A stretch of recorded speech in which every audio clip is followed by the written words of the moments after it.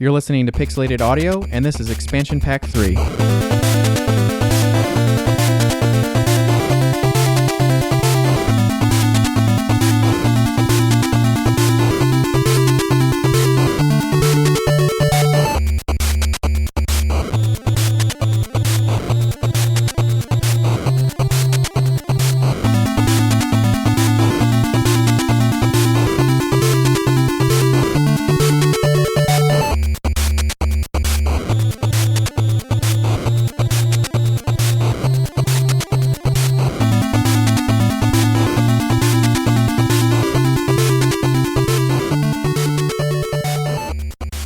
Welcome back to Pixelated Audio. This is Expansion Pack 3, and I'm your host, Brian, and with me, as always, is James. Hey. The track you just heard was Cyber Zone 1 from Solar Jetman, Hunt for the Golden Warpship. That's a pretty awesome title. Yeah, composed by none other than David Wise. Yeah, that's pretty awesome. And you can tell there's even though it's a short track that loops a lot, there's a lot of interesting sounds in that short loop. Like I really like that bass that just the beat that's in the background that kind of carries it out, doesn't change at all. And then I love when those scales kick in, and then when they drop out, like then that beat is just by itself. That's pretty cool. Yeah, it's cool. It's like you said, very short. I mean, it just loops over and over and over, but it's got that really cool like progression, that do, and then I just think that's really cool. So it's like, hey, we should put that in there. That's rad. I don't have any experience playing this game other than do I. just screwing around with it here and there, but it was published in 1990 by Trade West and developed by Rare. So that's why we get David Wise doing the composition here. The game came out on the NES and it also came out on the PlayStation 10, neither of which I have experience with. So it was kind of like a new find for me. I didn't really know much about this title going in. I heard the music and I was like, all right, man, this is pretty. This is jam. I like this. So yeah, I mean, anything David Wise does, the music is going to be pretty awesome. So yeah, I'm interested to see what this game's a little bit more about. Well, I can tell you a little bit about it. I don't have experience playing it myself, but I did kind of look into it. It's a multi-directional shooter, kind of like Gravitar Thrust. We talked a lot. Do you remember like our Zeroings episode? Yeah, we talked about Thrust. Oh, we talked about Subterranea, right? And so it's a lot like that. You have this gravity where you kind of get pulled down. I believe you get pulled down by gravity, but basically you're in these caverns or caves and you are looking for different parts of this warp ship, I guess. So so very very similar, very similar. But the game itself, I was watching like some YouTube play through on it, and I probably could have skipped it. I don't know it. Until you play it, you don't know, right? So it looked pretty cool. Well, it'd be interesting to see how it compares to Subterranea, since they sound very similar, to see if one game kind of worked out a little better than the other. Yeah, and I mean, being, this was 1990 also, so it's a few years earlier than Subterranea, but it's much later than the other titles we mentioned, like Gravitar and Thrust. So it pulls ideas. I mean, things that work. Obviously, companies are going to want to reuse that and try it again in their own way and try to, cash in on these gem ideas. So, whatever. Anyways, what do we got next on your list? My first track is going to be a song called Opponent Turn from Cosmic Wars.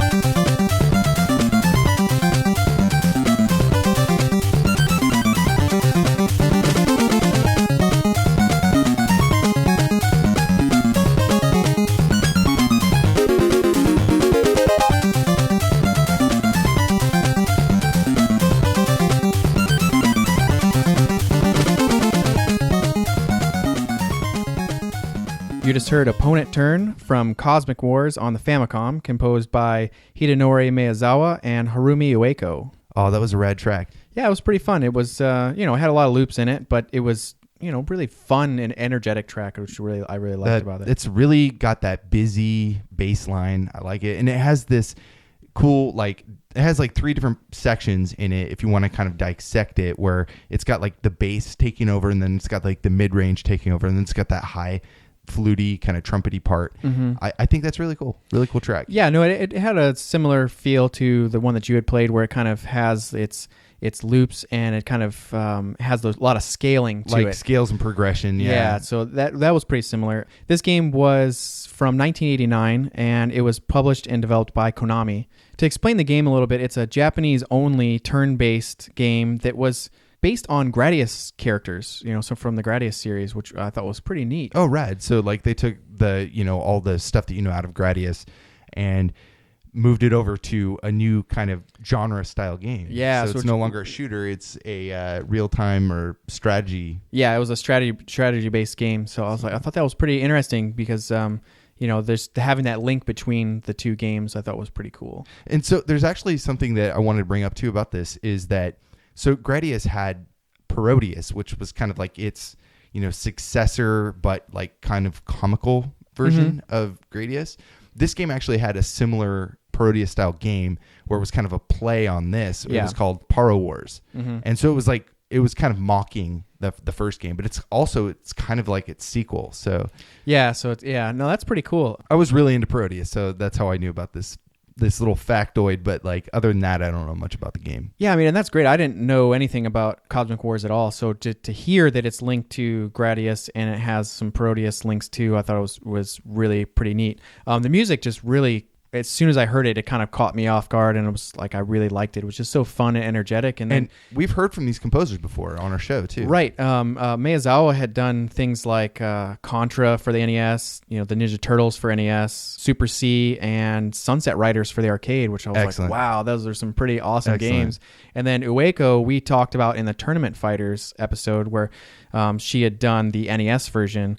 And, also things like Gradius 3, Legend of the Mystical Ninja. Which is like a big time favorite of mine. Oh, Mystical Ninja. I remember that came on the Virtual Console. You're like, I'm snatching this up right away. Right away, yeah. She also did Batman Returns and The Adventures of Batman and Robin on the SNES. Castlevania Dracula X, which was pretty cool. So awesome. I was very excited to see her name on the list. I was just, this is cool. So I want to check out some more of Cosmic Wars. Very cool. Anyways, moving on to the next track that I have picked out. It's a track from Dino Dini Soccer. And this, so we actually did this in our second episode for the World Cup. And we didn't play this track, actually. And this is the title theme. So let's go ahead and listen to that. We'll be right back.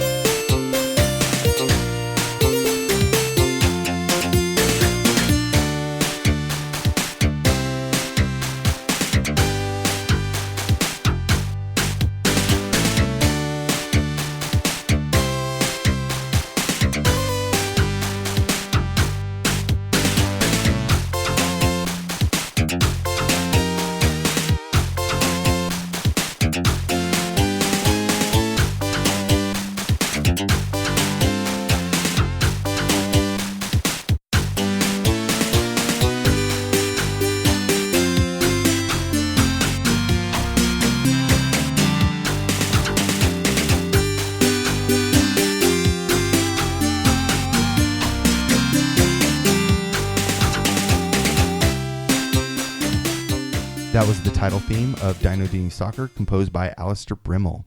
Nice. I'm still just blown away by how awesome some of the music is from these soccer games. I'm not a big soccer fan, so I didn't play a lot of soccer games. So this is just such an awesome treat to hear this amazing, fun music. This one was pretty laid back compared to some of the tracks we've heard.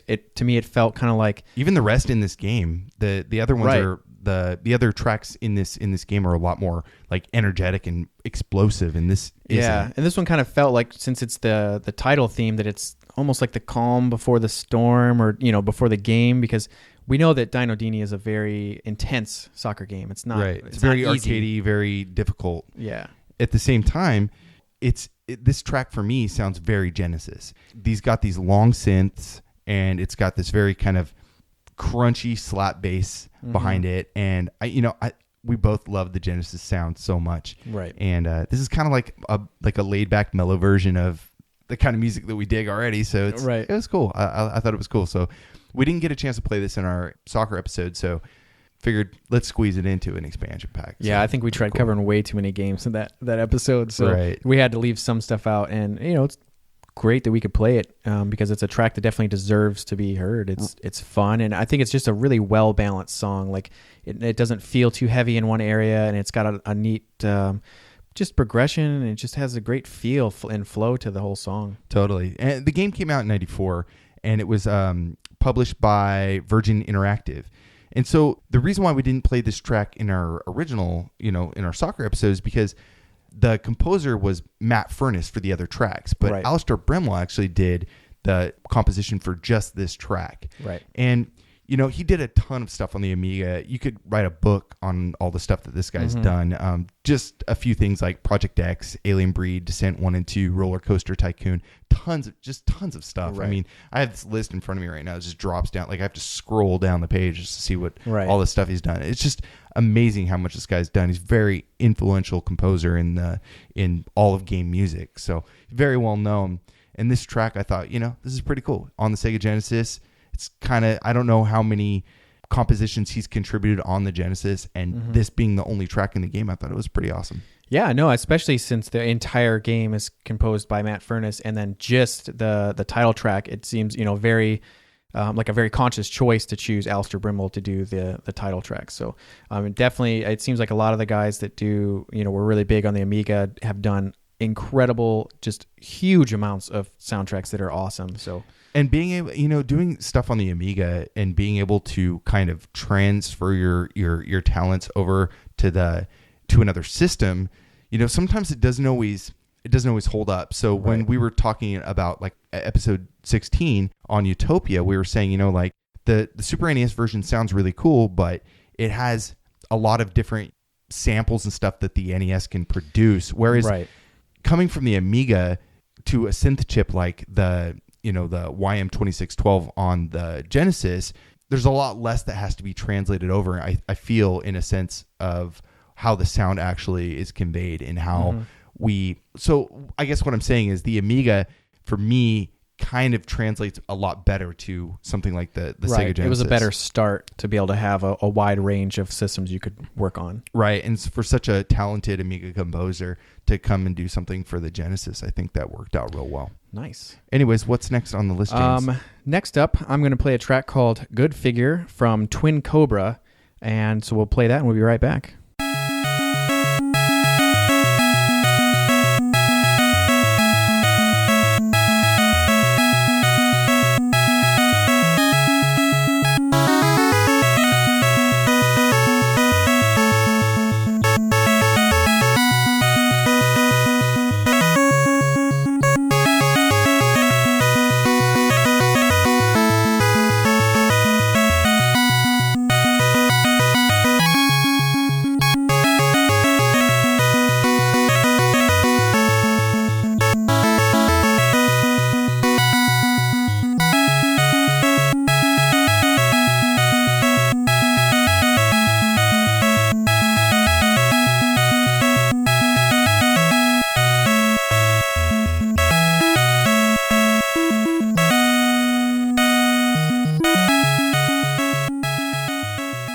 The track you heard was Good Figure from Twin Cobra on the NES, developed by Topeland and published by Sammy, composed by Tatsuya Uemura.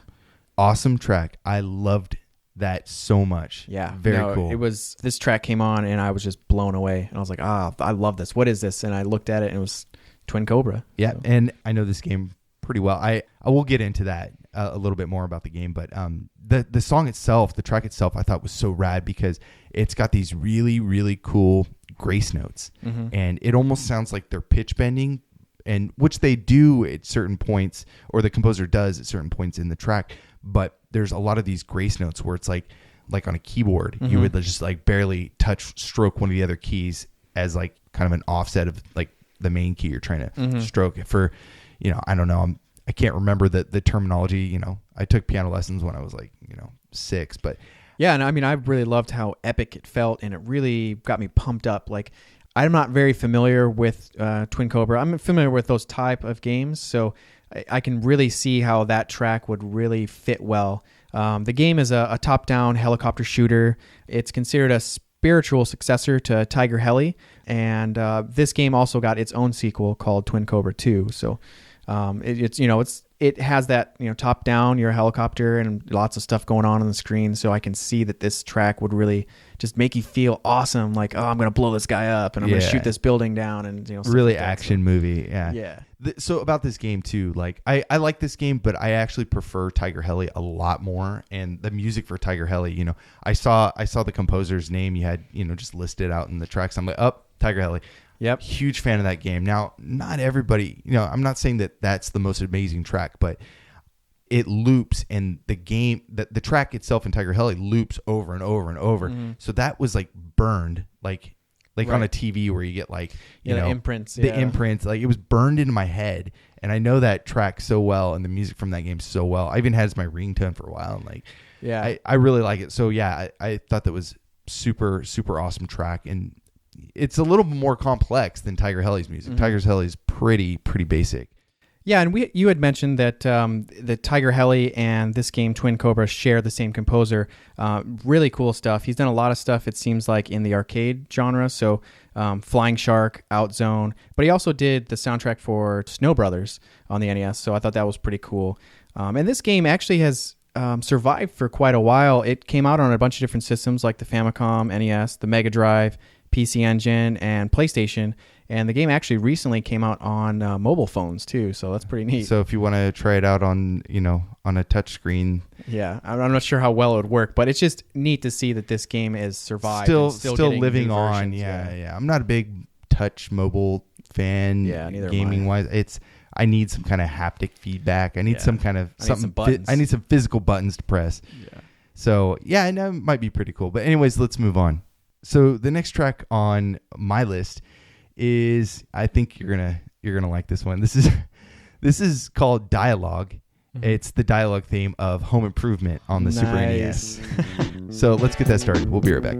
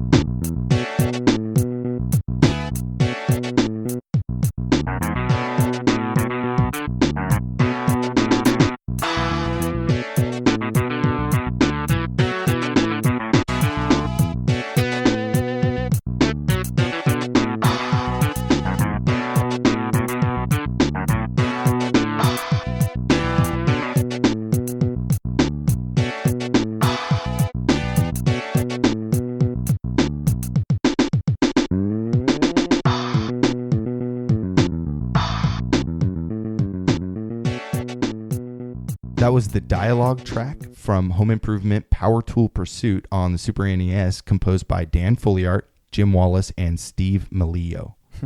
It's so funny because out of all the tracks or all the albums that we have in the library, I just remember when this one got added in, and I kind of got a little excited thinking like, oh man, is this going to be one of those games that it sounds like it'd be really stupid that has pretty cool music? And it seems like it does have some pretty cool music. This track was pretty fun. It was kind of funky. I kind of liked it actually. Like, the game, I can't say too much. See a home improvement like game being that great. Well, here's the thing. So the game came out in 1994, and it was published by Absolute and then developed by Imagineering.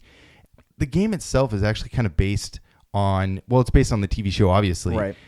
Which was, we all kind of grew up in the 90s watching this every now and then. I mean, at least my family did. Oh, yeah. For me, that was like the only show that we sat down as a family and watched. Yeah. It ran for a long time. I don't know how many years, but yeah, it was really big. Anyways, this game is a platformer, and it looks a lot like, I guess the best example would be Pitfall, the Mayan Adventure. If you ever played that, like, that game's amazing. That's so fun.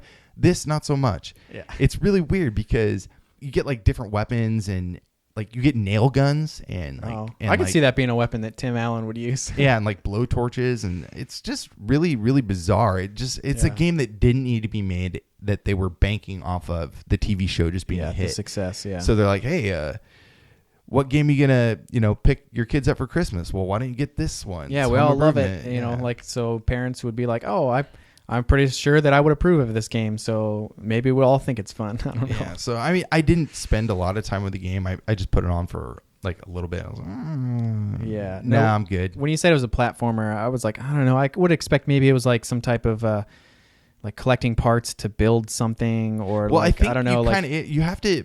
I know you have to like collect like different boxes to get different like modifications to tools. I could be totally saying the wrong thing, or I could be totally lying to you, but I mean that's what I think, like, from what the very, very minimal time I spent with it. Right. I mean, that's what these episodes are for. They're not for us to do too much diving into. It's more just like, hey, this track, just like a surface level, see if we we like the music, and see well, this might be a cool game to talk about a little more later. But yeah, I mean, when you mentioned that this was a dialogue track, I thought, okay, this seems like that would work really well. It's not like anything too engaging. It's got that really kind of funky sound, and it had we noticed it had a little bit of the Home Improvement TV show theme kind of mixed in there in like a funky way. Which, like, they just kind of just set it in little places where you can be like, oh my, is that like, if you didn't even know.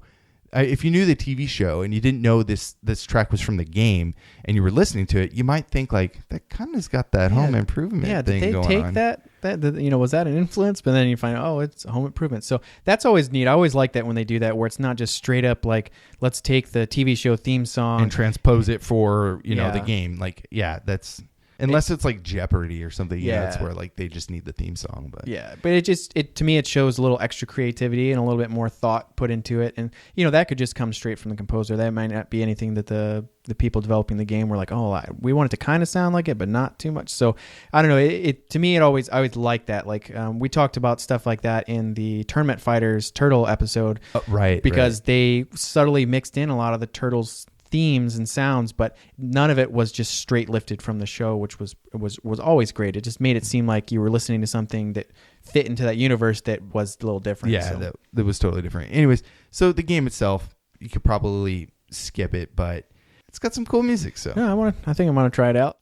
So anyways, we have one last track, but before we do that, let's go ahead and wrap up here. You can visit us online at pixelatedaudio.com. Find us on Twitter at Pixelated Audio, also on Instagram. We're also on iTunes and Stitcher, and you can leave us some comments on any of the online places that we just listed. Right. And you can check out some of our past episodes too. We just did, let's see, there's a bunch. We've done Batman, Sunsoft Batman. We did Utopia. We got to talk to Barry Leach, the composer, which was really fun. Yeah. And, just a lot of other stuff that we've been covering so far. So yeah, check that stuff out. So the final game on my list comes from the Game Boy Advance in 2001, and the series is Zoids Saga. The game is a turn-based RPG that very closely resembles the Zoids anime series, which was really big in Japan. I don't really know a whole lot about the Zoids anime, so I'm not really sure what to expect. Yeah, I never watched it myself, so I don't know. I remember when I had first moved over there. It was like around like 2000 or something like that. And I saw Zoids like banners and stuff everywhere. And so it must have been pretty big, but I was just like, no. Yeah, I mean, it sounds pretty cool. It's you as a main character, and you have a group of pilots that move around an overworld and take on dungeons and other Zoid enemy pilots. So it sounds like a pretty cool game. The game was developed by a company called Amedio and published by Tommy Corporation. And the composer is Naofumi Tsuruyama. The track is called Background Music 5. Thanks for listening, and we'll be back next episode.